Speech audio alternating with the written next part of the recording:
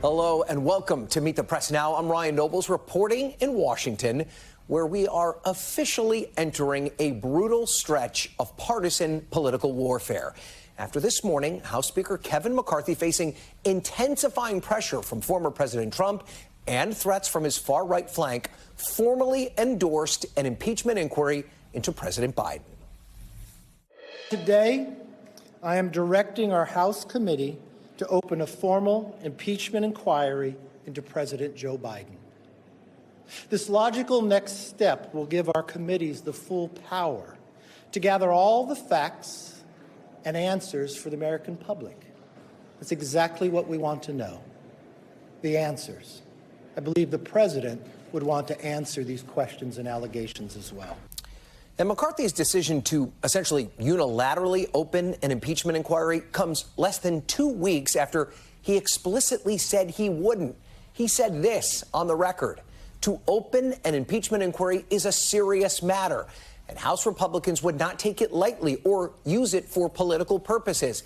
If we move forward with an impeachment inquiry, it would occur through a vote on the floor of the People's House and not through a declaration by one person. Well, as we noted on the show yesterday, a number of House Republicans have privately and publicly warned against impeachment, in part due to the political risks and the current lack of evidence tying the president to his son's business dealings. And we also noted yesterday that House Democrats have been bracing for an impeachment inquiry and have been huddling to plan their defense of the president. Needless to say, the reaction on Capitol Hill came quickly today and from all sides, with condemnation from Democrats and some mixed reaction from some Republicans.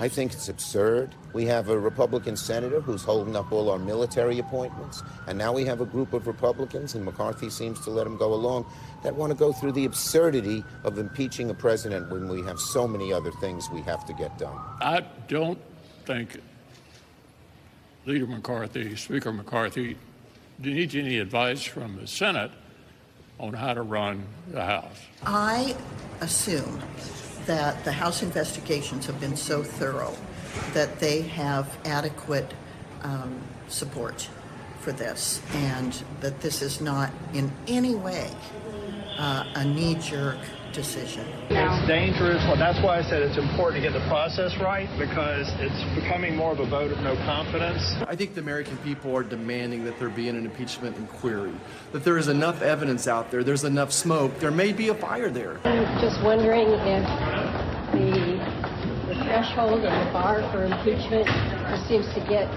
lower and lower every year.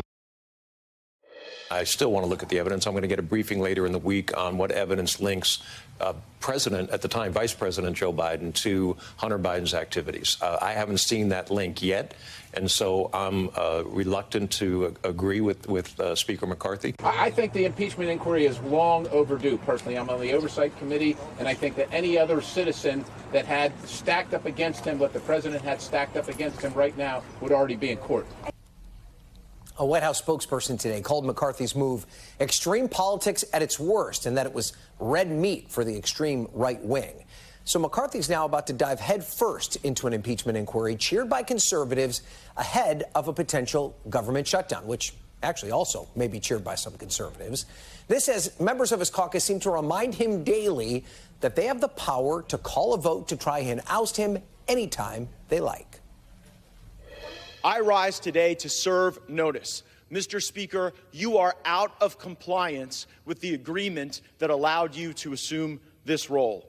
The path forward for the House of Representatives is to either bring you into immediate total compliance or remove you pursuant to a motion to vacate the chair.